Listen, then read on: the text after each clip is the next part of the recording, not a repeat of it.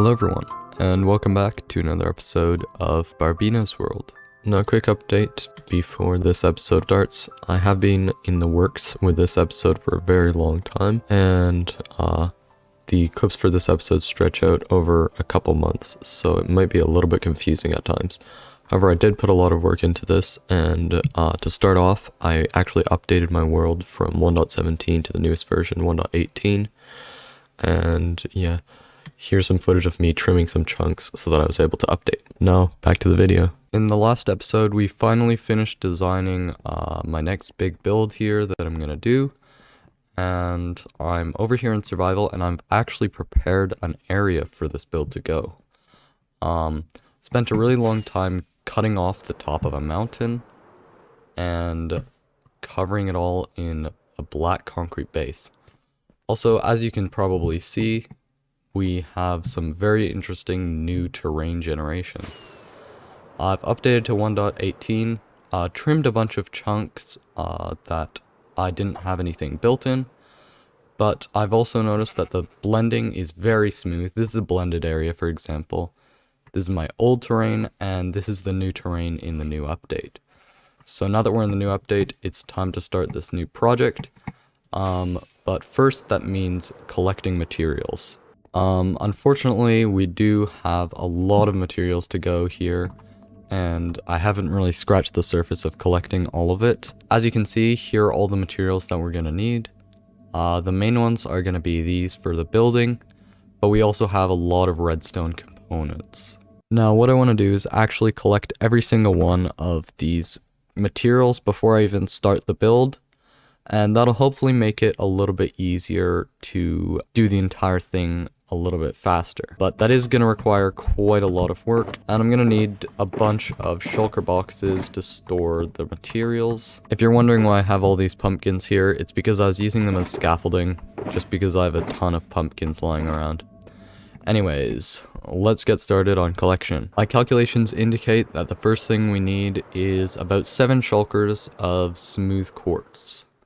And I'm hoping I have a little bit of this, but I'm really not sure. Over here at the bartering machine, and the amount of quartz I have is really quite disappointing. Not even 3 full double chests of it. But we're gonna have to use all that we have here, and probably collect a bunch more. So first we'll just craft it up into quartz blocks, and then I'll go back and smelt them.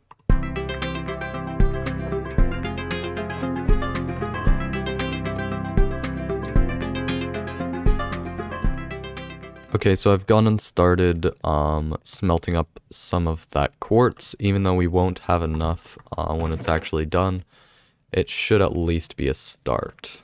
Now let's go get some more quartz.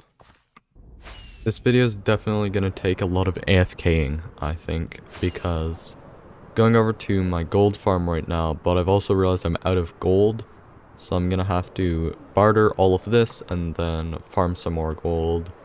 And then it's gonna take probably like at least a couple days just for the quartz.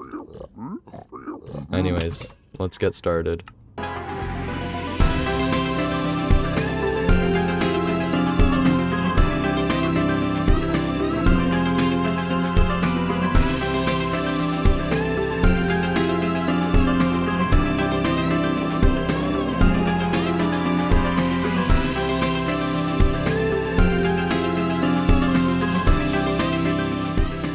Welcome back everyone. It has been quite a while since the last update here probably. So I do want to bring you back in and show you everything that I've done in the last while. Kind of realized that recording all of the resource collection was going to be a little bit boring, so I went and did most of it off camera. And as you can see, I've got a few dozen thousand items here in this massive wall of shulker boxes. And this amounts to pretty much everything that I should need for the build.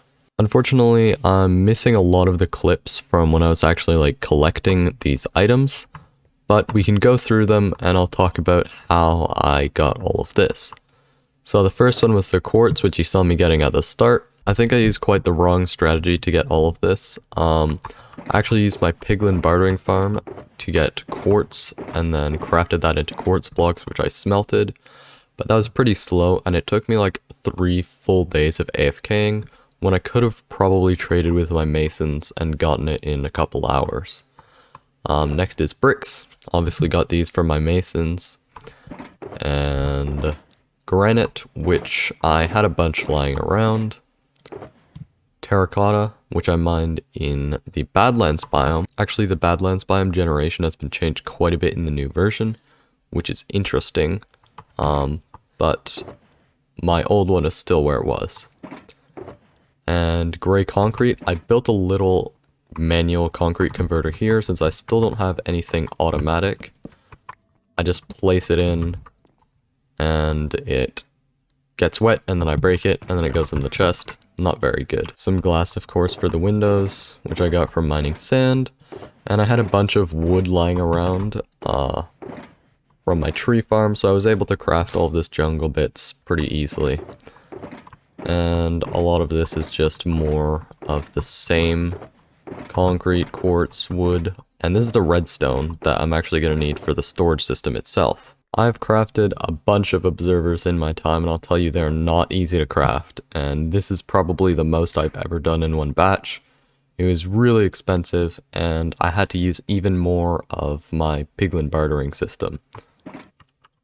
And here's just a bunch of random stuff that will be assorted inside of my storage system just for like aesthetics. And I think that's just about it. This took me a super long time, but I'm happy it's finally done and I can probably start building soon. Alright, so I guess I kind of spared you from watching me collect all those resources. But that means this video is going to be really short, but I do have an idea of how to make it a little bit fun for the ending here. I kind of just updated to 1.18 at the start of this video and didn't show much from it, but I want to do some exploring, which I haven't really had a chance to do because I was so busy resource collecting. So I'll just look around, find some cool places, and I'll show you everything that I find that's interesting. I mean, really, we can start even right here. This is a super unique area because it's not really possible in normal 1.18. The thing is, a lot of this area here was generated in a previous version, and when I updated, it did the generation blending technique, going from the old terrain up to the new terrain. So that's why we have this witch farm right here, and then we have a nice sloping cliff up to the area where I'm going to build my new castle. And also, quite interestingly, below here, I believe we should have a stronghold. The caves are too big to find it, but there is a stronghold here. Another place that we can check out is actually just the area around my castle here. I kept most of the close surroundings the same, but I did trim some pretty nearby chunks. And you'll see that as soon as we go out this way from the castle. We have a new village right there, and we have this massive chunk of shattered savanna, I guess, which is super nice. And we also have a bit of a new biome, the jungle edge biome, which I definitely like the look of. Actually, I think it's called sparse jungle now.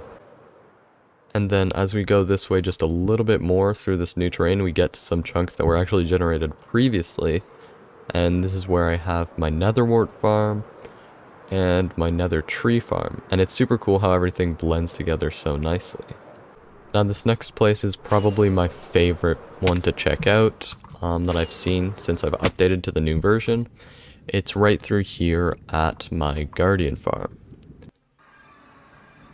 Now when I was trimming the chunks, I cut it pretty close near my guardian farm, and we just have a small patch of ocean right around the farm here, and then we have a bunch of different biomes surrounding it, and obviously this super cool village, which is actually not only a zombie village, but it's also floating, which I'm pretty sure is kind of an error because of the generation blending thing, but I think it actually looks really nice, even though it's floating like that.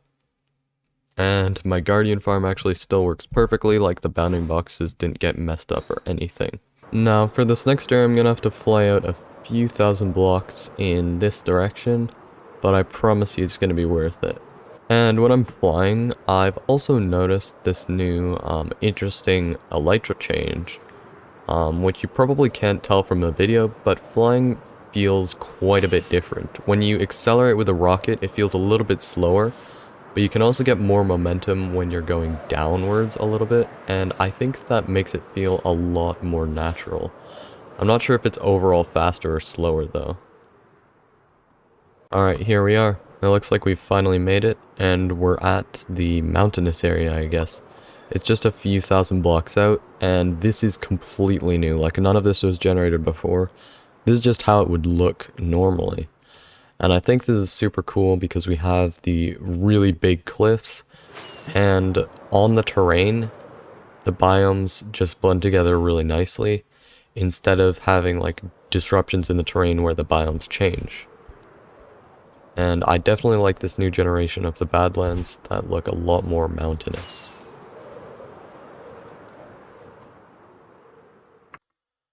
I'm on top of this tree right now that's at Y260, which is higher than the build limit would have even been back in the day. So I think that's pretty nice. And yeah, these areas are super big, and the cliffs just stretch out as far as the eye can see. Another thing I've noticed is that the river generation is significantly improved. We don't have any parts where the river dries up. It's nice and thick and consistently deep, even when it's winding through very steep cliffs. Well guys, even if you didn't see it, I think this episode has been a ton of work just preparing for the new project by collecting those resources. Hopefully we can get a start on it in the next episode, but for now I think I'm gonna have to call it quits. This is really fun, and I definitely also enjoyed exploring the new update for a short bit at the end. So thank you very much for watching, and goodbye.